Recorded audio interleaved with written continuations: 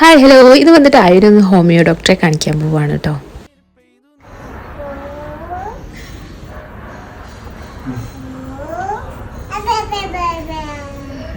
ഡോക്ടറെ കാണിച്ചിറങ്ങിയപ്പോൾ അതിൻ്റെ കളിയാണ് കേട്ടത്.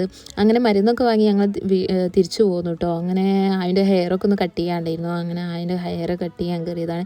ആദ്യം ആ കയറുമ്പോൾ തന്നെ ആയി പറയുന്നുണ്ട് ഞാൻ കരയോ ആയി കരയുന്നു. പക്ഷേ ഞങ്ങൾ ഇരുന്നപ്പോൾ വിചാരിച്ചു ഭയങ്കര കരച്ചിലായിരിക്കും. പക്ഷേ എങ്കിൽ വെട്ടാൻ തുടങ്ങിയപ്പോൾ ഒരു കുഴപ്പമില്ല, ഇരുന്ന് കൊടുക്കുന്നുണ്ട് കേട്ടോ.